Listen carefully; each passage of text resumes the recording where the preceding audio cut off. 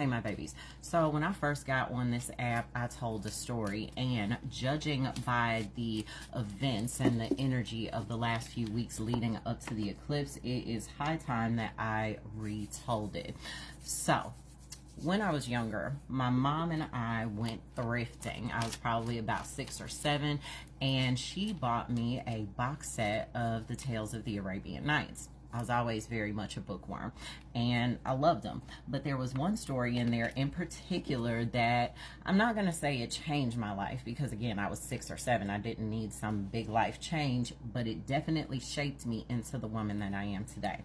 I can't remember the name of the story, but it goes as such. Now, once upon a time, there was a beautiful, beautiful princess, and it was about time for her to begin seeing suitors for marriage. And so a huge party was thrown for her at the palace, where princes and suitors from all over the land came, diplomats and all of the things. And during the feast, right, the feast and festivities, everyone sat down for the actual formal dinner. And at some point, the princess speaks up and she says, hey, I want to play a game. I want to see who can remain the most still while I count to 300. You can enjoy your food and you can quietly talk to the person next to you, but I want to see who can remain as still as possible. And as weird as the request was, she is a beautiful princess. Who's going to say no, right? And so the guests oblige her. They bring their chatter down to a mumble. They remain very still, and nobody moves until the princess reaches 300. When she reaches 300, she says, okay, game over. Everybody wins, right? And so as the festivities began to kick back up, one of the gentleman suitors who was closest to her said, Princess, why would you play such a game? There was really no distinct winner. Everybody won. And so she proceeded to tell him that at some point, right before she decided to play this game, she saw a very deadly cobra slither its way onto the terrace. And she said that she knew that if she had alerted everyone to the cobra's presence somewhere under this huge table slithering around on the floor, she knew that she would incite a panic. And when everybody would start moving, a lot of people would get hurt, probably from being trampled or struck by this very dangerous cobra that is somewhere in our midst. But I know cobras, and I know that after about 5 minutes or so, the cobra, if nothing piques its interest, is going to slither off of the terrace, and it did. She said, I knew that I wanted my guests to have an enjoyable time, so I found something better for them to do until it was safe for them. Now, the gentleman was so impressed by her wit and her ability to remain graceful under pressure that they fell in love and lived happily ever after. Now, I said all of that to say this. You all were practically, a lot of people, I noticed, for the solar eclipse, a lot of people were in a Chicken Little energy where they felt like the world was suddenly going to come to an end because of the eclipse, and a lot of people thought that they were going to magically and suddenly turn into X-Men because of the things that they were hearing other spiritualists say on TikTok. I know that we talk about industry plants in the music industry, and I'm starting to believe that there's a couple of industry plants in the spiritual community as well, because what this story taught me is, number one, grace under pressure is always going to be a better solution to a problem. And in my life, since I've read that story, I've only managed to see panic make a problem worse. And a good leader, any leader that is worth their weight in gold, is actually never going to present you a problem without offering you a solution. But a great leader will actually give you something more constructive and productive to do whilst they handle a problem that you don't even have to know exists.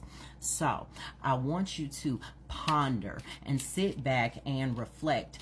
who you are allowing to influence you on your spiritual journey, because no true spiritualist is going to give you something to be afraid of and just leave it there. They are going to give you the tools to be able to help yourselves. And a lot of you were so in a chokehold of anxiety and fear that you actually missed the blessing of the energy that came along with the total solar eclipse, no matter where you were, because you were in such a state of panic.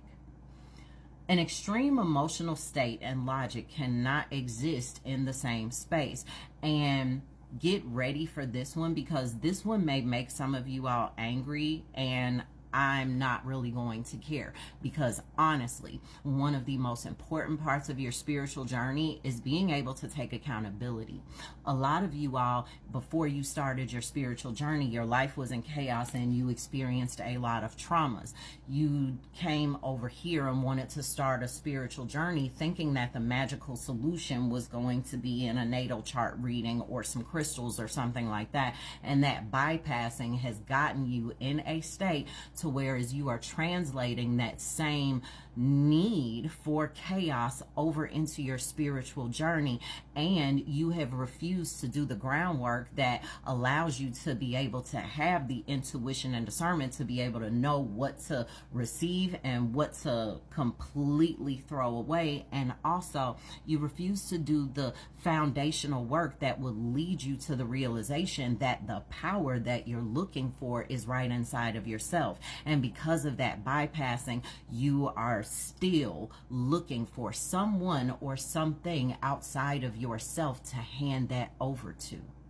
I know that this may sting for some of you all, but at the end of my videos, when I say that I love you, I mean it. And part of loving you is showing you where your area of opportunity is so that you can heal it. We watch these documentaries of people that ended up in cults and say that could never be me, but the fact that you so easily can allow another person to make you hand your power over to some fearful event, that is exactly how people end up in cults. And a lot of you, just because you're not going to some compound in the middle of the jungle, a lot of you all are actually in cyber cults by blindly following some of these spiritualists that always have a reason to have you up in a tizzy. I told you all a long time ago that if you cannot control your mind, you cannot control your path.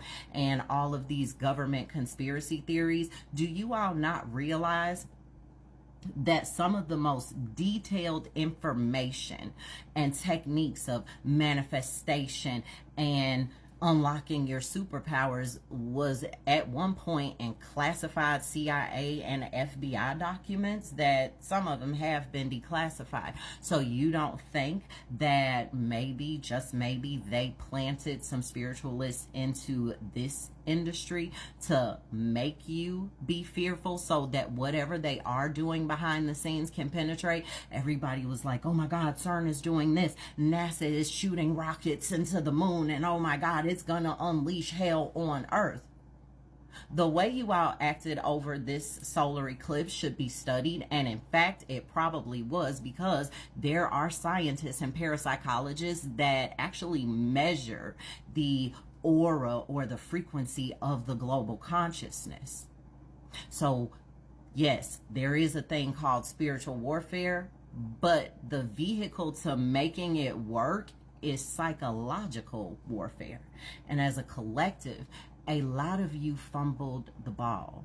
So yes, being on a spiritual journey is amazing, but I am going to tell you, and spoiler alert, there is really no end to it, right? It's a marathon, not a sprint, because it's impossible to know everything, and wisdom comes every day. But the main part of a spiritual journey and enlightenment is knowing that the power that you are seeking is inside of yourself. I hope that this helps. I know it may have stung, but it really comes from a good place. I hope this helps. And maybe some of you all need to take a pause and figure out what it is that you're really searching for, because I promise you, when you really think about it, the answer is going to be you.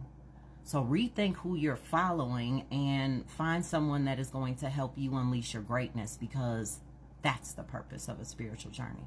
I really hope this helps. I love you.